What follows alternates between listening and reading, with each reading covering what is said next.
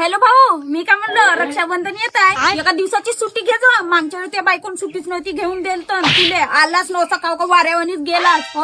आणि पैसे नाही घेऊन आलतात बाप्पा का मला द्यायला लागली तिकीट यायची. माझी सासू टोमने मारे मागच्या वेळी, समजलं का? जाई नाही जावईल नाही आणतो, पोट्याला सांगतो तू जावाई असं ना गावानी डोलते ना का आपलं मोत कसं राहते तुला माहिती आहे. त्याला कोटा आणायला जमते असं करत राहते ते बैल तेव्हानी हो. मी का म्हणलो भाऊ, ह्या राखीले नाही का ते पीएफ न ठीएफ का कट्टे म्हणते ना, तर माझ्या नवऱ्याला अशी भुरुंग वाली एक गाडी घेऊन द्यायचो.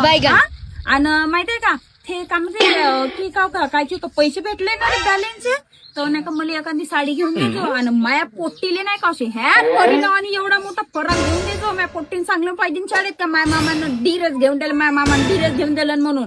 आणि माझ्या पोट्टीला काही नको 1000-2000ची बंगाली घेऊन देतो का त्याला. आणि भासाईने एक का करते घेऊन देणं. पुसणार शेमुडी नाही पुसत हा.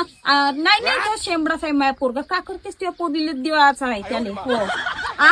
म्हणजे आपल्या भाषेला नाही देईन तर कोणाला देईन हो. आणि मी काय म्हणलं भाऊ, माझे सगळे आंदोलन तू ऐकलंच आहे. ह्या राखीला मी जास्त काही नाही, तुला माहिती आहे तुझी बहीण तुझ्याकडून काही जास्त अपेक्षा नाही करत. आपल्या वावराचे 3 एकर होता, 1.5 एकर घेतलं. मला माहिती आहे माझा भाऊ मला समोर चालून करून म्हणून, माझ्या भाऊचं करून म्हणून मी जास्त काही हिस्सा नाही घेतलं. तुला माहिती आहे तुझी बहीण जास्त काही खर्च नाही करत तू यावर. रे मामाच्या गावी जायचं आहे आपल्याला, थैला मोठा घे चांगला झोरा माय भरून आणून तिकडून चाल.